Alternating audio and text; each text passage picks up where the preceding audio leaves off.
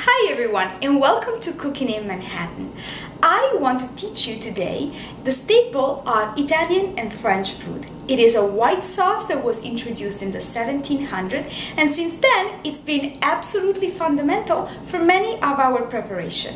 So today we are making bechamel sauce. Bechamel sauce is a wonderful base for lasagna, but also for macaroni and cheese. So you might want to try this next time you make it for your children.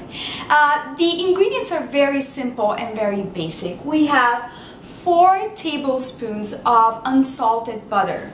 I like that better because then I can control the salt. We have 4 tablespoons of all-purpose flour.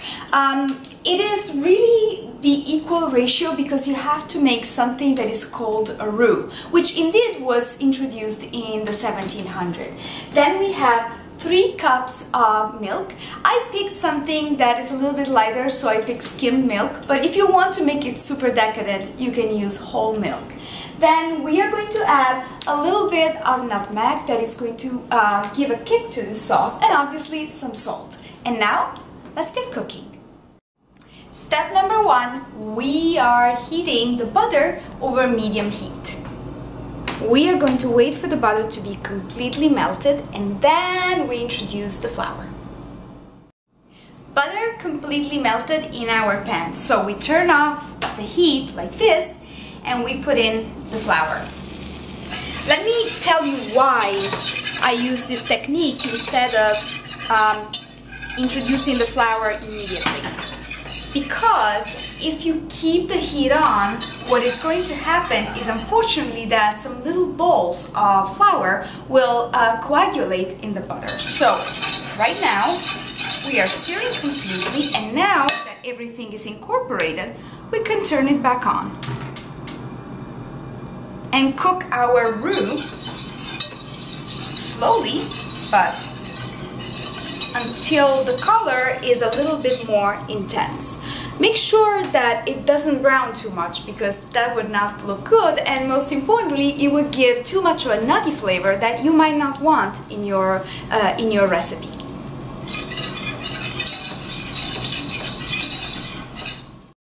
And now we are going to slowly pour the milk.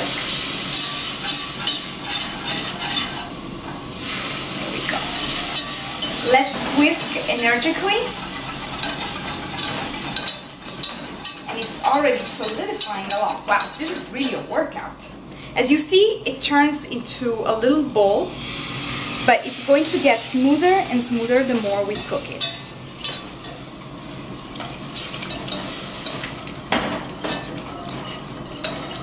I'll finish whisking that and then I'll show you how it looks.